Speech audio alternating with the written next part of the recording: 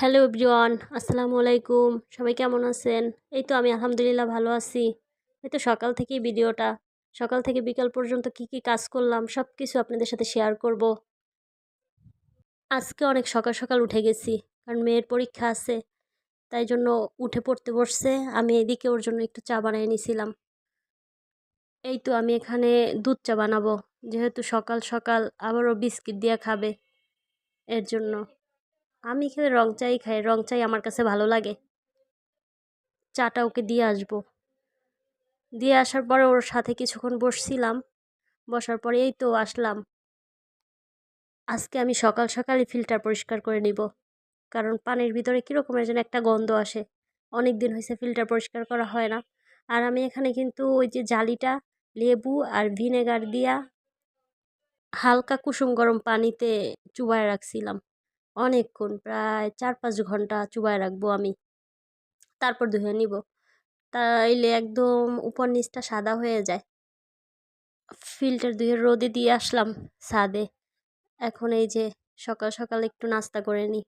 আগে এখানে পাউরুটি নিলাম আর দুধ। মেয়েকে দিয়ে আমিও একটু খেয়ে নিলাম, কারণ আবার বের হয়ে যাইতে হবে, সময় হয়ে গেছে। তো বের হয়ে গেছি বাহিরে, মেয়েকে দিয়ে তারপর বাসায় আসলাম। নিয়ে আসলাম জাতীয় ফুল শাপলা, মানে সাথে সাথে তরকারিও। আমি এখানে রান্না করে নিয়েছিলাম, কারণ তাড়াহুড়ো করে রান্না করতে হবে। দুপুরবেলা আবার খাবার নিয়ে যেতে হবে, যেহেতু পরীক্ষা, আবার কোচিং। আস্তে আস্তে ওর বিকাল হয়ে যায়, যার জন্য দুপুরে খাবারটা খাইয়ে দিয়ে আসি মাদ্রাসাতেই। আর হ্যাঁ, আমার মেয়ে কিন্তু মাদ্রাসায় পড়ে। এই তো আমি এখানে চিংড়ি মাছ দিয়ে শাপলাটা রান্না করব, সামান্য একটু আলুও দিব সাথে। এই তো শাপলাগুলো দিয়ে দিলাম। আমি একদম সামান্য ঝোল রাখবো, মানে যে শাপলার ভিতরে যে পানিটা উঠবে ওই পানি দিয়ে রান্না করে নিব, বাড়তি আর কোনো পানি দিব না। আর সাদা সাদা করেই রান্না করছি, কারণ আমার কাছে শাপলাটা একটু সবুজ সবুজ খাইতে ভালো লাগে। এই তো আমার তরকারির ফাইনাল লুক। এখানে আমি তেলাপিয়া মাছ দিয়া বরবটি দিয়ে রান্না করে নিব। অল্প কয়টা বরবটি নিছি, যেহেতু মেয়ে আর আমি একবেলাই খাবো খাবারটা, এর জন্য অল্প অল্প করেই নিয়েছি। কারণ রাতে আমাদের আবার রান্না করতে হয়, কারণ তিনবেলাই আমরা গরম খাওয়াই, যেহেতু বাচ্চা পছন্দ করে গরম খাবার। এই তো আমি এইভাবে রান্না করে নিলাম। বরিশালে কিন্তু এইভাবেও রান্না করে, আবার ওইভাবেও কষায়াও রান্না করে পেঁয়াজ তেলে ভেজে। আমি আজকে শর্টকাটের জন্য এইভাবেই রান্না করলাম। রান্নার ফাঁকে ফাঁকে অনেক কাজ করে নিলাম। এই তো বরবটিগুলো দিয়া দিলাম, দিয়া পরে একদম শুকনা শুকনা করে রান্না করব। সব কিছু আপনাদের সাথে শেয়ার করা হয় নাই। এই তো তরকারি শেষ রান্না করা, ফাইনাল লুক।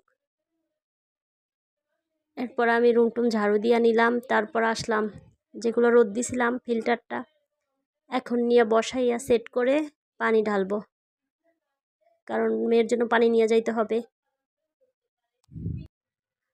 আর হ্যাঁ, আমার ওই ছাঁকনিটাও আমি ধুয়ে নিয়েছিলাম, ছাঁকনিটা কিন্তু অনেক সুন্দর করে পরিষ্কার হয়েছে। মরিচের বাটা খালি হয়ে গেছে, মরিচ ঢুকায় নিলাম। এইবার মেয়ের জন্য খাবারের বক্স রেডি করব। খাবারের বক্স রেডি করে তারপর চলে যাব। 12টা 40 বেজে গেছে, আমার যাইতে সময় লাগবে। পরে আমি দিয়ে এসে নামাজ পড়ে তারপর নিজেও খেয়ে নিলাম। খেয়ে কিছুক্ষণ বিশ্রাম করব। আর হ্যাঁ, তরকারিটা কিন্তু আসলে অনেক মজা হয়েছে। আমার মেম রিভিউ দিয়া দিছে আগেই মাদ্রাসাতে বসে। এই তো বিকালবেলা আমি একটু নুডলস রান্না করে নিব নাস্তার জন্য। আমি এখানে মুরগির মাংস দিয়ে নুডলসটা রান্না করব। এর জন্য পেঁয়াজ ভেজে তার ভিতরে হলুদ, আদা রসুন বাটা, একটু সামান্য মরিচের গুঁড়া, তারপর নুডলসের মশলা দিয়ে আমি ভালো করে কষিয়ে নিব। আর এখানে একটু মটরশুঁটি আর গাজর অ্যাড করে নিয়েছিলাম একদম অল্প। আর এই তো মুরগির মাংস আর একটু আলু, এগুলো ভালো করে কষায়া তারপর আমি নুডলসটা কিন্তু সেদ্ধ করব না, ঢেকে মাংসটা সিদ্ধ করে নিব, যাতে একদম অনেক সুন্দর করে সেদ্ধ হয়ে যায়। তো আর কিছুক্ষণ ঢাকনা দিয়ে এভাবে রেখে দিব। তারপরে এই তো পরিমাণ মতো পানি দিয়ে পানি ফুটে ওঠা পর্যন্ত অপেক্ষা করে তারপর নুডলসগুলো দিয়ে দিব। যেহেতু এই নুডলসটা সিদ্ধ না করলেও হয়ে যায়। এই তো নুডলসটা এই পর্যন্ত হইল।